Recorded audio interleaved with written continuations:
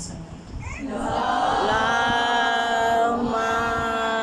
صلی علی محمد آل محمد. اگر تھوڑا سا آگے آ سکیں تو جو بعد میں آ رہے ہیں وہ پریشان نہ ہو. خوش ندی امام زمانہ پر بلند صلوات. اللہم صلی علی محمد آل محمد.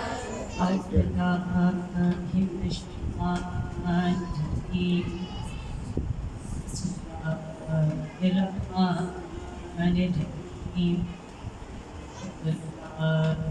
رب العالمین والسلام علی اشرف الانبیاء والمرسلین وخاتم النبیین شفیع المسلمین. تھوڑا سا دور کر کے رکھیں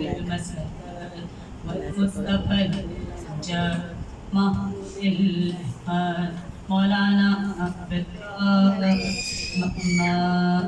اللہم صلی علی محمد آل محمد.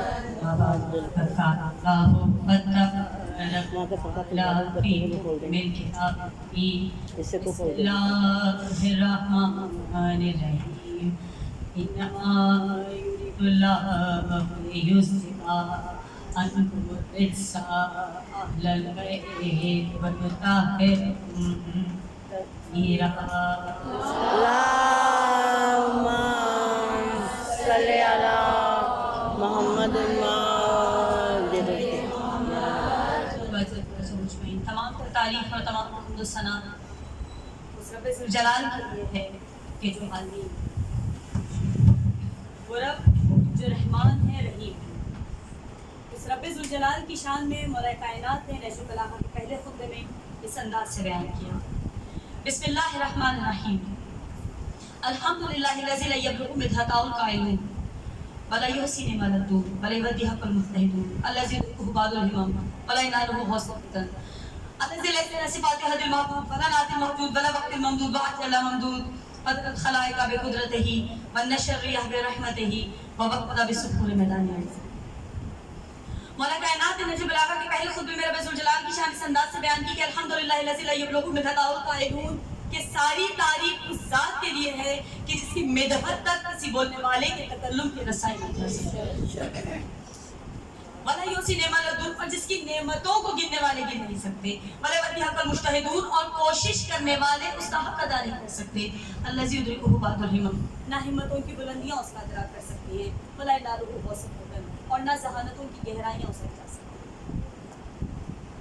الذی لیس له صفات حد المحدود اس کی ذات یا صفات حد یا معین ہونے والی نہیں ہے. ولا نعت الموجود ولا وقت الممدود واجل ممدود نہ ہی اس کا کوئی آخری وقت ہے اور نہ ہی کوئی آخری مدت. قدر الخلائق بقدرتہ اور اس نے اس پوری کائنات کو صرف اور صرف اپنی قدرت کاملہ سے پیدا کیا. والنشر الرياح برحمتہ اور اس نے اپنی قدرت کاملہ سے ہوا چلائی. ووقت بسحور میدان اور اس نے زمین کی حرکت کو پہاڑوں کی میخوں سے سنبھال کر رکھا. اور بعد از خدا تمام تر درود و سلام ہو ہمارے خاتم النبی اللہم صلی علی محمد آل محمد وعجل فرج وہ رب رحمان ہے رحیم ہے. وہ ایسا رحیم ہے کہ کبھی اس نے اپنے بندوں کو تنہا نہیں چھوڑا. اور اس رب کا احسان ہے کہ آج بھی ہماری ہدایت کے لیے ہمارے درمیان امام زمان ساکر اللہم صلی علی محمد آل محمد. اشربل کا عنوان اس حدیث کے مطابق رسول خدا کی حدیث کے مطابق کہ تمہارے درمیان دو چیزیں چھوڑے جا رہا ہوں. ایک قرآن اور ایک اہل بیت. تم ان سے جدا نہیں ہونا یہ تم سے جدا نہیں ہوں گے یہاں تک کہ حوض کوثر پہ میرے پاس. اور اس حدیث کو مد نظر رکھتے ہوئے کہ قرآن اور اہل بیت ایک دوسرے سے جدا نہیں ہو سکتے ہم نے جس سورہ کو سرمایہ کلام بنایا ہے وہ سورہ رحمان ہے. روزانہ ہم سورہ رحمان کی چند آیات کی تلاوت کرتے ہیں اور پھر ان کا ترجمہ محمد و آل محمد کے مطابق ان کی تعبیر محمد و آل محمد کے مطابق کرتے ہیں کیونکہ کبھی بھی سمجھ میں نہیں آ سکتا کہ جب تک اس کی تعبیر، اس کا ترجمہ محمد والے محمد کے ذریعے کیا جائے۔ ہم نے اس سے پہلے بیان کیا بسم اللہ الرحمن الرحیم، الرحمن علم القرآن خلق الانسان علمہ البیان، والشمس والقمر بحسبان والنجم والشجر یسجدان والسماء رفعها ووضع الميزان الا تطغوا في الميزان وآكلوا الوزن بالقسط ولا تخسروا الميزان۔ آج کی آیت بسم اللہ الرحمن الرحیم، والارض وضعها للانام فيها فاكهة والنخل ذات الاكمام والبقع ذو العصف والريحان فبأي آلاء ربكما تكذبان۔ درود بھیجیے۔ اللہم صلی علی محمد وآلِ محمد۔ والارض وضعها للانام، کیا مطلب پروردگار عالم کیا کہہ رہا ہے؟ ہم نے تمہارے لیے زمین کو بچھا دیا۔ والارض وضعها للانام، ہم نے تمہارے لیے اس زمین کو بچھا دیا۔ ہماری زندگی کی 90% ضروریات اس زمین سے پوری ہوتی ہیں۔ درخت اس زمین پر ہیں، سمندر اس زمین پر ہے، ٹھیک ہے، فصلیں اس زمین پر ہیں، کپاس اس زمین پر ہے، کپڑا اس زمین سے بنتا ہے، گلو اس زمین سے، یعنی 90% ہماری زندگی کی ضروریات اس زمین سے پوری ہو رہی ہیں۔ خدا کہہ رہا ہے ہم نے تمہارے لیے زمین کو بچھا دیا۔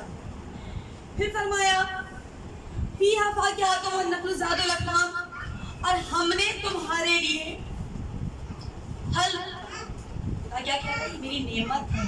اور پھر جب پھلوں میں خدا نے ذکر کیا تو جب اس کھجور کا ذکر آیا تو اللہ اتنی باریک بینی سے اس کھجور کا ذکر کرتا ہوا کہہ رہا ہے کہ ہم نے اس کے خوشے کو کس طرح پتوں میں چھپا کر رکھا۔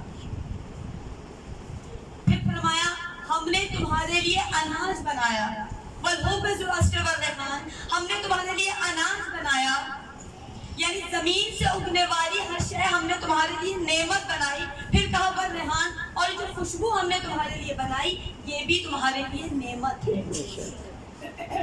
یعنی پھل بنائے، مختلف قسم کے پھل بنائے، اناج بنایا، یعنی گندم کپاس یہ جتنی چیزیں ہیں، چاول، یہ سب کیا ہے؟ اناج ہے۔ یہ اناج کیا ہے؟ خدا کہہ رہا ہے تمہارے لیے نعمت ہے۔ اور پھر فرمائے جو خوشبو بھی ہم نے تمہارے لیے بنائی یہ خوشبو بھی تمہارے لیے نعمت ہے۔ اچھا کس طرح تمام چیزیں نعمتیں ہیں؟ جب یہ آئے ہمیں خود سمجھ میں نہیں آئے تو ہم آئے در اہل بیت پہ، اور در اہل بیت پہ ہم آئے چھٹے امام میں جانا۔ اللہم صلی علی محمد محمد۔ ہم نے جب امام سے پوچھا مولا پروردگار کہہ رہا ہے کہ یہ زمین نعمت ہے تو خدا نے کہا تم خود غور کرو کہ جو کچھ اس زمین پر ہے یہ کس طرح نعمت ہے تمہارے لیے۔ اگر یہ زمین نہ ہوتی تو کتنی چیزیں ایسی ہوتی کہ ہمارا زندہ رہنا مشکل ہو جاتا، ہم زندگی نہیں پا سکتے۔ یہ اتنی بڑی نعمت ہے۔ پھر کہا کہ کیا تمہیں معلوم نہیں یہ پھل جو خدا کہہ رہا ہے میں نے تمہارے لیے پھل بنائے، یہ پھل کتنی بڑی نعمت ہے اور کس طرح نعمت ہے؟ امام نے فرمایا اگر تم یہ چاہتے ہو، بہت توجہ کی طرف گانا، اگر تم یہ چاہتے ہو کہ تمہارے دل سے شیطانی وسوسے دور ہو جائیں، یہ شیطانی وسوسے ہی تو ہے جو ہمیں گناہوں کی طرف راغب کرتا ہے۔ جب قرآن میں پروردگار عالم کہہ رہا ہے اس نفس کے بارے میں کہہ رہا ہے، یہ نفس ہے جو انسان کو گناہوں کی طرف راغب کرتا ہے۔ 3 نفسوں کا ذکر خدا قرآن میں کہہ رہا ہے۔ کیا نفس ہے؟ نفس امارہ، نفس مطمئنہ، نفس لوامہ، نفس مطمئنہ، یہ 3 نفس ہیں۔ ان تینوں نفسوں میں جو نفس امارہ ہے، بہت توجہ کی طرف گا دوں، یہ جو نفس امارہ ہے یہ انسان کو گناہوں کی طرف راغب کرتا ہے۔ وما ابرئ النفس ان النفس لامارۃ بالسوء الا ما رحم ربی غفور رحیم۔ جناب یوسف کہہ رہے ہیں پروردگار عالم مجھے اس نفس امارہ سے محفوظ رکھ کہ نفس امارہ کا کام ہی گناہوں کی طرف راغب کرتا ہے۔ یعنی ایک نفس ہے انسان میں جو انسان کو شیطان کی وسوسوں کی طرف راغب کرتا ہے۔ امام فرما رہے ہیں، امام فرما رہے ہیں یہ پھل اتنی بڑی نعمت ہے، اگر تم یہ چاہتے ہو کہ تم شیطان کے وسوسوں سے محفوظ رہو تو انار کھایا کرو۔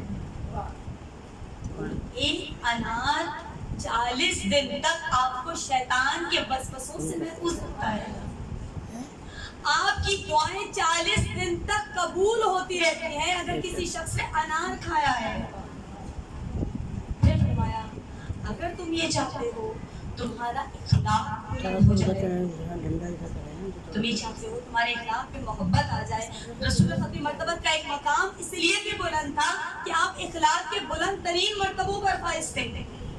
تو کہا اگر مومن یہ چاہتا ہے, محمد و محمد سے محبت رکھنے والا یہ چاہتا ہے اس کا اخلاق بلندیوں تک پہنچ جائے, اس کے اخلاق کا مقام بہت بلند ہو جائے, فرمایا زیتون کھایا کرو. زیتون کھانے سے تمہارا اخلاق بلند ہو جائے. امام نے اور پھر فرمایا اگر تم یہ چاہتے ہو تمہارا باطن پاک ہو, باطن پاک ہونا اتنی عظیم بلندی ہے انسان کی. جس کا باطن پاک ہے اس کی ہر عبادت قبول, اس کی ہر دعا قبول, اس کا مرتبہ بہت بلند, دن بدن اس کے درجات پروردگار بلند کرتا رہتا ہے اگر کسی کا باطن پاک ہو. فرمایا اگر چاہتے ہو کہ تمہارا باطن پاک ہو تو کشمش کھاؤ. ہر کیسی نعمت ہے. اور جب روایت میں لکھا ہے کہ حضرت نوح علیہ السلام نے جب 950 سال حکومت کی اور 950 سال تبلیغ کے باوجود بھی ان کی حکومت, ان کی رعایا, ان کی قوم ان کو پتھر مارا کرتی تھی, ان پہ ظلم کیا کرتی تھی, تو حضرت نوح علیہ السلام کیا کرتے تھے, بہت کیا کرتے تھے. جب پتھر لگتے تھے, زخم لگتے تھے, جناب جبرائیل آتے تھے, آ کے اپنے پروں سے جناب نوح کے ان زخموں کو ٹھیک کر دیا کرتے تھے. بدعا نہیں کرتے تھے جناب, مگر دل غمگین. بار لہم ہم کے ساتھ اتنی محبت سے پیش آتا ہوں, یہ کس طرح میرے ساتھ پیش آتے ہیں, یہ کس طرح مجھ پر ظلم کرتے ہیں, میں انہیں راہ ہدایت دکھاتا ہوں, یہ پتھر مارتے ہیں, مجھے زخمی کرتے ہیں. جب جناب نوح گریہ کرنے لگے اور دل بہت غمگین رہنے لگ گیا جناب نوح کا, ایک مرتبہ اللہ نے جبرائیل کو بھیجا اور کہا جاؤ جبرائیل میرے نوح سے کہہ کے آؤ تمہارے دل میں بہت غم ہے, تمہارا قلب بہت غمگین رہتا ہے, میرے نوح سے جا کے کہہ کے آؤ نوح انگور کھایا کرو. انگور کھانے سے تمہارے قلب کا غم دور ہو جائے گا. اگر آپ کو یہ لگتا ہے کہ ہم غمگین بہت زیادہ رہنے لگے ہیں, ہمیں پریشانیاں بہت زیادہ تنگ کرنے لگی ہیں, ہمیں زمانے کے حالات بہت زیادہ پریشان کرنے لگے ہیں, تو امام نے فرمایا, چھٹے امام کی حدیث بیان کر رہی ہوں, امام نے فرمایا انگور کھاؤ کہ انگور کھانے سے تمہارے قلب کا غم دور ہو جائے گا. پھر اگلی آیت کیا کہی, ہم نے تمہارے لیے اناج بنایا. یہ اناج اتنی بڑی نعمت ہے, اگر ایک لقمہ حرام کسی کے پیٹ میں چلا جائے تو 40 روز تک اس کی کوئی عبادت قبول نہیں ہے, کوئی نماز قبول نہیں ہے, کوئی دعا قبول نہیں ہے. یہ صرف خدا کی حدیث ہے. ہم سورہ رحمان کے تفسیر پر بات کر رہے ہیں. اگر ایک لقمہ بھی لقمہ حرام کسی کے پیٹ میں خدا کا خاصہ چلا جائے, لقمہ حرام کیا, کسی کی کوئی چیز آپ کے پاس امانت ہے, اس نے آپ کو امانت دی, آپ نے اس کی بغیر اجازت کے اس کی اس شخص سے ایک لقمہ اٹھا کے کھا لیا, وہ لقمہ حرام ہے. اور ایک روایت کو بہت تیزی سے بیان کروں گی. ایک مرتبہ ایک بہت بڑے عالم, ان کے بچہ ایک جگہ جا رہا تھا, ساتھ میں مشق میں پانی بھر کے جا رہا تھا. اس بہت بڑے عالم کے بچے نے کیا کیا, اس کی مشق میں ایک سوئی مار دی, اس کی مشق سے پانی بہنے لگا. وہ بندہ جس کی مشق پھٹی وہ عالم کے پاس نہیں گیا, وہ فوراً گیا اس عالم کے گھر پہ, اس عالم کے در پہ, اس کے دروازے پہ جا کے بابا سے بولا, اس کی بیوی کو سلام کیا, اور سلام کرنے کے بعد کہنے لگا, میں فقط اتنا جاننا چاہتا ہوں کہ آخر کیا وجہ ہے کہ آج آپ کے بچے نے یہ عمل کیا, جبکہ عالم میں موجود تھے. عالم اپنی زوجہ کے پاس گئے, کہا مجھے تو یاد ہے میں نے کبھی کوئی لقمہ حرام اپنے بچے کے پیٹ میں نہیں ڈالا جو اس نے ایسا عمل کیا, کیا وجہ ہے اس بچے نے ایک ایسا عمل کیا. ایک مرتبہ زوجہ رونے لگی اور رو کے کہنے لگی, میں آپ کو بتاتی ہوں اس نے ایسا کیوں کیا. کہا جب میں حاملہ تھی میرا دل چاہا کہ میں انار کھاؤں. پاس ایک انار والا جا رہا تھا, وہ کہتی ہے, روایت مختصر کر کے بیان کروں گی, وہ کہتی ہے میں نے اس انار کو لیا, میرے ہاتھ میں سوئی تھی, میں نے سوئی کے نکے سے اس انار میں سوراخ کیا اور پھر اپنی زبان پر رکھ کر دیکھا کہ ترش ہے یا نہیں, ترش ہے یا نہیں. کہا میرا دل چاہ رہا تھا اس وقت میں ترش انار کھاؤں, اور میں نے چونکہ اس کی بغیر اجازت کے یہ عمل کیا, آج میرے بچے میں یہ عمل ظاہر ہو. چیز جو آپ کے پیٹ میں جائے، آپ کے اعمال ظاہر کرتے ہیں کہ آپ کے پیٹ میں کیا غذا جا رہی ہے. ہمارے اعمال بتا رہے ہیں کہ ہمارے پیٹ میں کیا غذا جا رہی ہے. جب روز عاشور امام حسین نے لشکر یزید کے سامنے، پسر سعد کے سامنے جا کے کہا تھا، تو جانتا ہے میں کون ہوں؟ میں فاطمہ کا لال ہوں، میں رسول کا نواسہ ہوں، تو جانتا ہے میرے لیے؟ رسول خدا نے کہا کہ سیدی شباب اہل جنت، وہ جنت و جنت تقسیم کرنے والا ہے، تو جنت جوانات جنت کا سردار ہے. تو جانتا ہے کہ رسول خدا نے مجھے اپنی پشت پر سوار کرایا، مجھے اپنی گود میں، تو پھر بھی میرے قتل کا در پہ ہو گیا. یہ سب جملے کہنے کے بعد امام نے ایک جملہ کہا، ہاں تجھ پر کیسے میری بات کا اثر ہو سکتا ہے، کیونکہ تمہارے شکم حرام، رزق حرام سے بھرے ہوئے ہیں، تم پر کیسے میری بات کا اثر ہو سکتا ہے. روایت میں لکھا ہے کہ اگر کسی کے پیٹ میں ایک لقمہ بھی لقمہ حرام چلا جائے، وہ اتنا بدبخت ہو جاتا ہے کہ اگر اس کے سامنے زمانے کا امام کھڑا ہو کر بھی ہدایت ہے، اس پر امام کو ہدایت کا اثر نہیں.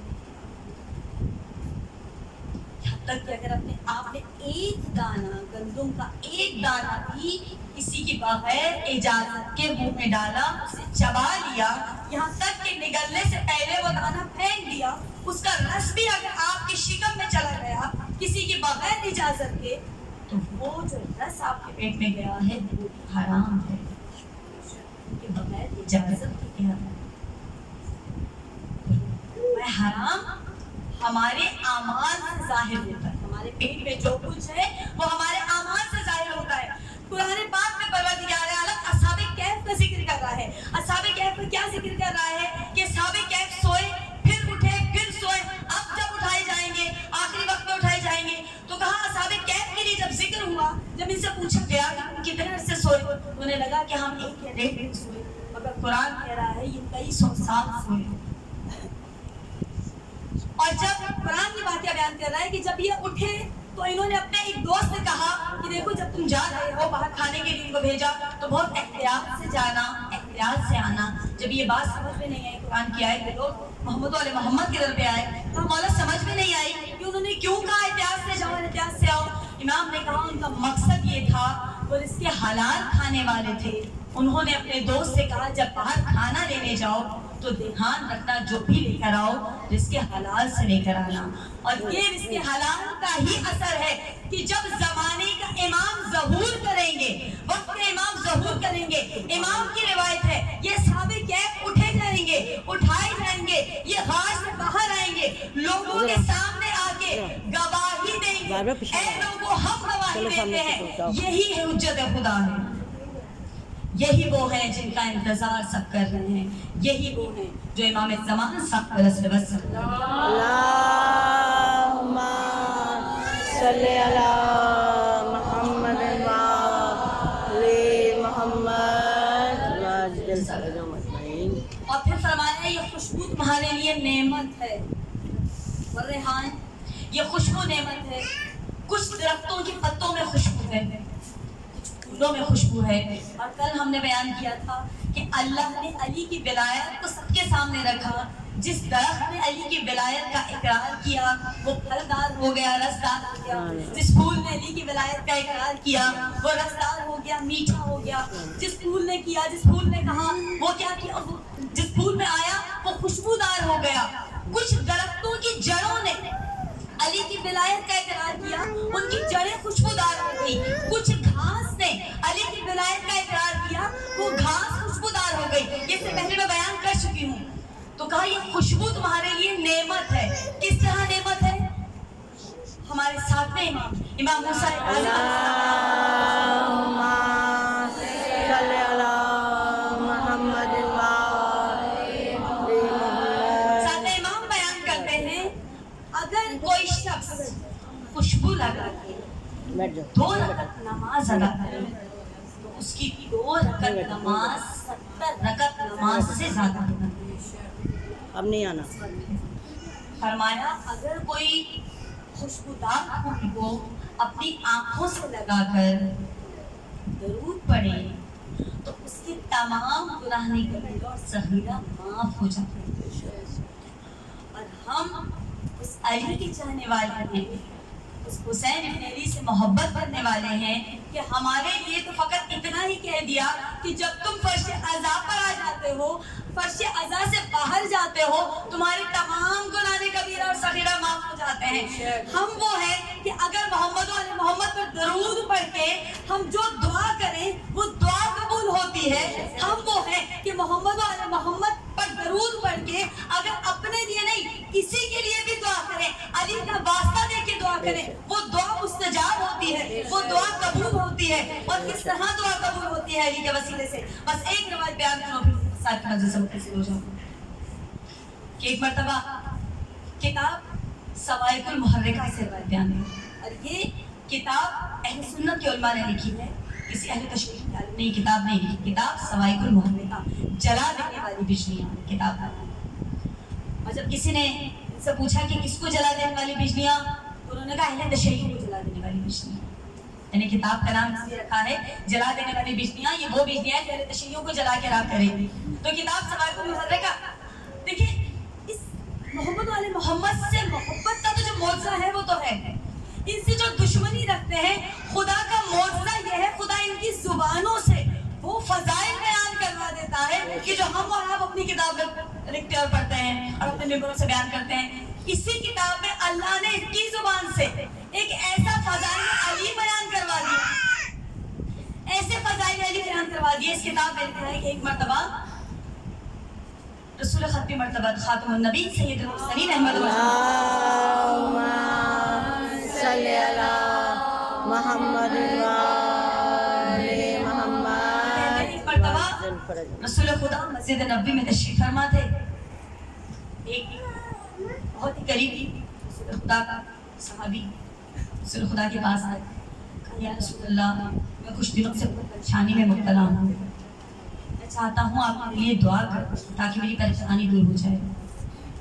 رسول خدا نے سب کے سامنے ہاتھوں کو بلند کیا اور ہاتھوں کو بلند کر کے کہا پروردگارا تجھے علی کے حق کا واسطہ اس کی مشکل آسان. ہم آج اس فرش عزا پر بیٹھے ہیں, آج ہمیں اس علی کا ذکر کرنا ہے کہ جو کربلا میں علی اصغر. ہم اس سے پہلے میں بتا چکی ہوں ہم مصائب سے پہلے ہی اس فرش پر بیٹھ کے ہاتھوں کو بلند کر کے دعاؤں کے لیے پروردگار عالم سے اصغر کا واسطہ دیکھتے ہیں. وہاں مسجد نبوی میں رسول خدا علی کا واسطہ دے رہے ہیں, ہم آج اس فرش عزا پر اپنے ہاتھوں کو بلند کر کے کہہ رہے پروردگار تجھے علی کے حق کا واسطہ اور تجھے باب علی اصغر کا واسطہ. یہاں جتنی مومنات بیٹھی ہیں ان سب کے حاجات پورا کریں. اللہ جو اولاد ہیں جو بجرگ کہتے ہیں میرے حق اللہ جو مسافر ہیں خیر و عافیت سے گھروں کو لوٹے, ہر بہن کے دل کو اس کے بھائیوں کی طرف سے شاد و آباد, ہر ماں کے دل کو اولاد کی طرف سے سکون. اللہ جو گھر اچھے برد منتظر ہیں گھر اچھے فقر. اللہ جو علم کے طلبگار ہیں ان پر علم کے خزانے نچھے. اور جس گھر میں فرش عزائیں بچھائی جا رہی ہیں, آج اس گھر میں فرش عزا بچھی اور یکم سے فرش عزا بچھ رہی ہے. بارالہ وہ تمام گھر جہاں حسین ابن علی کے نام کے صدقے میں فرش عزائیں بچھائی جا رہی ہیں, ان پر اپنی خاص رحمت نازل کر, ان گھروں میں اپنی خاص برکت نازل کر, ان کی توفیقات میں اضافہ کر کہ وہ اسی طرح فرش عزا بچھاتے چلے جائیں. ان کے مرحومین کے گناہ کبیرہ اور صغیرہ کو معاف کر ان کے درجات کو بلند فرما. اور یہاں جتنے لوگ بیٹھے ہیں ان سب کے تمام مرحومین کے گناہ کبیرہ اور صغیرہ کو معاف فرما. اور بارالہ جنہوں نے مجھے دعا کا خاص طور پہ کہا ہے میں ان کا نام اپنے دل میں لے رہی ہوں, اپنے ذہن میں رواں کر رہی ہوں. اور اللہ تجھے واسطہ کرتا سید سجاد بھاری کا اللہ تجھے واسطہ اصغر کا ان سب کو شفا کامل اور اور ہماری سب سے عظیم دعا ہمارے امام ضرور تعالی ایک بار محمد اللہم صلی علی محمد و آل محمد.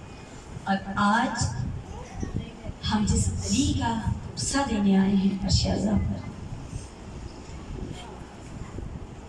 علی شہزاد علی اصغر ہے۔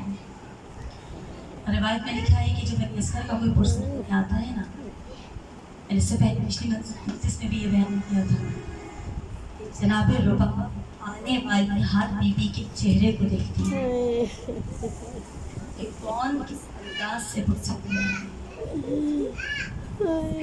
اور میں ایک اور روایت پڑھی تھی کہ کوشش کرتی کہ جب بھی علی اصغر کا مسئلہ سنے ایک ہائے کہہ کے آواز ضرور بلند کیا کرے، جس کے وہ ہائے کی آواز بلند اور ایک آنسو علی اصغر کے غم جس کے چہرے کی لال تک آ جائے، اس پر جنت واجب ہو جاتا ہے۔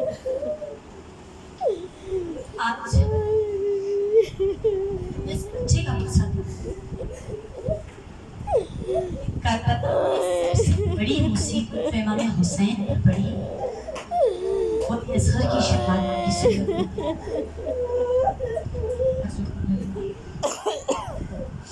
لکھا ہے 7 محرم کو علی اصغر کی ایسی کیفیت تھی، اتنا بے قرار ہوتے تھے، اتنا بے چین ہوتے تھے کہ بار بار جھولے سے گر جاتے، بے قراری کا یہ عالم تھا۔ 8 محرم کو علی اصغر کی ایسی کیفیت ہو گئی پیاس سے کہ اب بے قراری ختم ہو گئی، اب ملنے کی ہمت نہیں ہے۔ روایت میں لکھا ہے زمین پر لیٹے تھے اصغر اور کچھ دیر کے بعد اپنے سر کو اٹھاتے تھے اور زور سے پلٹ کر زمین پر مارتے، پھر کچھ دیر کے بعد ہمت کرتے تھے، پھر اپنے سر کو اٹھاتے تھے اور پھر زور سے پلٹ کر زمین پر مارتے تھے۔ یہ 8 محرم کو علی اصغر کی کیفیت ہے۔ 9 محرم کو علی اصغر کی پیاس سے یہ کیفیت ہوئی، اب سر بھی نہیں ہلتا، اب آنکھیں کھلی ہوئی ہیں، اور کچھ دیر کے بعد اپنی زبان اپنے ہونٹوں پہ پھیر دیتے ہیں۔ لکھا ہے 9 محرم کو علی اصغر کی ایسی کیفیت تھی، ایک عالم بیان کرتا ہے کہ جس طرح مچھلی کو پانی سے باہر نکال دیا جائے تو وہ جس طرح بار بار منہ کھولتی اور بند کرتی ہے، وہ کیفیت علی اصغر کی۔ 10 محرم علی اصغر کی ایسی کیفیت ہو گئی کہ اب آنکھ بھی نہیں کھلتی ہے، اور بار بار جناب رباب کو ایسا لگتا ہے کہ نہیں ایسا تو نہیں کہ چلے گئے ہمیں چھوڑ ایسا نہیں اس وقت کیوں پرواز کر گئی، اور جناب زینب کہتی تھی نہیں رباب امام حسین کی آواز استغاثہ کے بلند ہونے کے بعد امام حسین نے آواز استغاثہ دی، حل من ناصر ینصرنا، کوئی ہے جو میری مدد کو آئے۔ علی اصغر نے کو اس آواز کے بعد جھولے سے وہ بچہ جس میں ہلنے کی ہمت نہیں تھی، آنکھ کھولنے کی ہمت نہیں تھی، آواز استغاثہ کر کے جھولے سے حسین نے لیا۔ بہت تیزی سے مسائل بیان کروں گی کہ کل ہی میں نے اس میں مسائل بیان کیا۔ علی اصغر کو گود میں لیا، ایک مرتبہ میرا دل کہتا ہے علی اصغر نے اپنی بے زبانی میں اپنے بابا سے کہا ہوگا بابا آپ میرے ہوتے ہوئے غربت کی آواز کو بلند نہ کریں، مجھے کربلا لے جائیں، جب تک میں زندہ ہوں بابا آپ پیاس نہیں۔ امام حسین سمجھ گئے، علی اصغر کو گود میں لیا، رباب سے کہا رباب میں تیرے لان کو پانی پلانا بہت پیاسا ہوں۔ رباب نے ایک جملہ کہا آقا اگر اجازت ہے کیا میں علی اصغر کو لباس تبدیل کروانا ہوں؟ ہاں ہاں رباب لباس جناب رباب علی اصغر کو لے کے کمرے میں گئی اور ایک مرتبہ کچھ باتیں بچے نے کہا اور کہا دیکھ علی اصغر जानता हूँ कि इसलिए जारी हर माँ ने अपने बच्चे को तैयारी की, हर माँ ने इसलिए आशूर अपने बच्चों को तैयार किया और रोज़े आशूर हर माँ ने अपने बच्चे को कुर्बान कर दिया। मैं कैसी माँ हूँ, मेरी बेटी इतनी बड़ी है, मेरी बेटी है बड़ी जो है वो करबला में जंग नहीं कर सकती और बेटा इतना छोटा है यानी इसका तुझे तो मैं गोद में भी उठा के घोड़े पर सवार नहीं कर सकती। जा रहा है मगर इतना ख्याल रखना कि माँ को शर्मिंदा ना हो। बच्चे ने अपनी बेजुबानी में जवाब दिया होगा, माँ मुझे एक मर्तबा करबला जाने दो। हुसैन ने अली असगर को लेके बाहर आए। रिवायत में लिखा है जब बाहर आए गर्मी की तपिश इतनी थी, हुसैन अगर इमाम है तो हुसैन बाप भी। एक मर्तबा गर्मी की शिद्दत को देखकर इमाम हुसैन ने अपनी अबा का दामन अली असगर के चेहरे पर डाला। मेरे लाल बहुत चेहरे पर डाला। जब इमाम हुसैन बाहर निकले तो लश्कर यजीद वाले ये कहने लगे कि हुसैन कुरान लेकर आ रहा है। एक मर्तबा इमाम हुसैन आगे बढ़े और आगे बढ़ के लश्कर यजीद वालों को मुखातिब होकर कहा, देखो अगर तुम्हारी नजर में मैं गुनाहगार हूँ तो मेरे बच्चे ने कोई गुनाह नहीं किया, ये 6 माह का है, इसकी माँ पर भी खुश हो गया, ये बहुत प्यासा है, तुम इसे 2 बूंद पानी पिला दो। एक मर्तबा आवाज आई, हुसैन तुम अली असगर के बदले खुद पानी पीना चाहिए। अगर तुम्हारा बच्चा इतना प्यासा है तो अली असगर से खुद कहो वो हमें कहे कि मैं प्यासा हूँ। एक मर्तबा इमाम हुसैन ने अली असगर के चेहरे को देखा, चेहरे को देख के कहा तू हुज्जत खुदा का बेटा है, मेरे लाल क्या हुज्जत तमाम करेगा। अली असगर ने खैबे बेजुबानी से आवाज दी होगी। इमाम हुसैन ने कहा अच्छा अगर तुम्हें लगता है मैं पी लूंगा। इमाम हुसैन ने अली असगर को अपने से कुछ दूर आगे कदम बढ़ाए और करबला की गरम रेत पर अली असगर को लिटा दिया।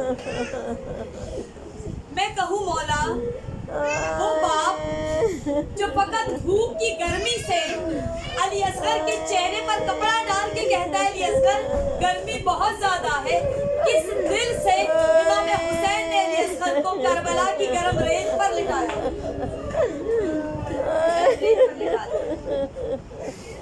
एक मर्तबा अली असगर ने अपनी सूखी जुबान अपने होठों पर फेरना शुरू किया, यानी बेज़ुबानी में रिवायत में लिखा है लश्कर यजीद एक प्रोग्राम करता हर मर्तबा कहने लगा लश्कर यजीद इस बच्चे को पानी क्यों नहीं पिलाता, इस बच्चे ने तेरा क्या बिगाड़ा है। दूसरी मर्तबा अली असगर ने आवाज को अपनी जुबान को अपने होठों पे फेरा। जब दूसरी मर्तबा फेरा ना, रिवायत में लिखा है लश्कर यजीद मुंह फेर फेर के रोने लग गए। अब जब मुंह फेर के रोने लगे एक मर्तबा अपने साथ परेशान हो गया, मिस्र साथ परेशान हुआ, अरे ये कैसा कोहराम है। आया हुरमला किधर, हुरमला इकदा कलामुल हुसैन, हुसैन के कलम को इकदा कर दे। अभी इतनी देर जब ये सब माजरा हो रहा था हुसैन की निगाह मुसलसल अली असगर के चेहरे पर थी। रिवायत में लिखा है गर्मी इतनी थी कि कोई पैर रखता था तो आंवले पड़ जाते थे। इतनी देर तक अली असगर करबला की जमीन पर पड़े रहे, हुसैन की निगाहें अली असगर के चेहरे पर थी। कुर्बला आगे बढ़े, अज़ादार ने हुसैन गिरिए के दिन आज अगर गिरिया हो गया खुदा आप सबको सलामत रखे।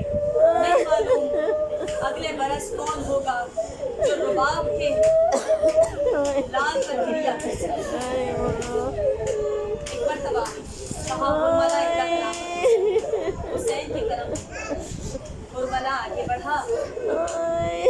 रावी कहता है रिवायतों में लिखा है जो तीर अली असगर के लिए हुरमला ने उठाया, हुरमला ने पूरी जंग में फकत 4 मर्तबा उस तीर को उठाया। मैं कल बयान कर चुकी हूँ, फकत 4 मर्तबा तीर को उठाया। पहली मर्तबा हुरमला ने जब तीर उठाया तो मश्क सकीना पर मारा। दूसरी मर्तबा जब तीर उठाया तो अब्बास की आंख में वो तीर मारा। तीसरी मर्तबा जब तीर उठाया तो अली असगर को मारा।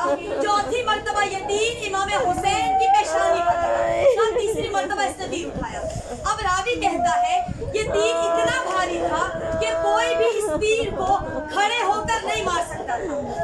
जंगें होती थी ना तो घोड़े की गर्दन को तोड़ने के लिए इस तीर को इस्तेमाल किया जाता। रिवायत में लिखा है, अगर मेरी तरफ देख सके तो बेहतर देखिए। रिवायत में लिखा है हुरमला घुटनों के बल बैठा, तीर को उठा के घुटने पर रखा, वजनी इतना था कि उठा नहीं सका, एक मर्तबा घुटने पर रखा, निशाना इमाम हुसैन की गर्दन की तरफ किया, इमाम हुसैन की तरफ किया। जैसे ही कहते उसने तीर चलाया ना, गैब से एक आवाज आई है हुरमला तीर आ रहा, आवाज है असगर हुरमला का तीर आ रहा है, देख तेरे होते हुए हुज्जत खुदा पर आज ना आए। रिवायत में लिखा है अली असगर ने खुद को बुलंद किया, अब जो बुलंद किया ऐसा हो के तीर अपनी गर्दन पर लिया। कुछ उलमा कहते हैं असगर ने खुद को इसलिए बुलंद किया, हुज्जत खुदा का बेटा था, चाहता था शहादत नसीब।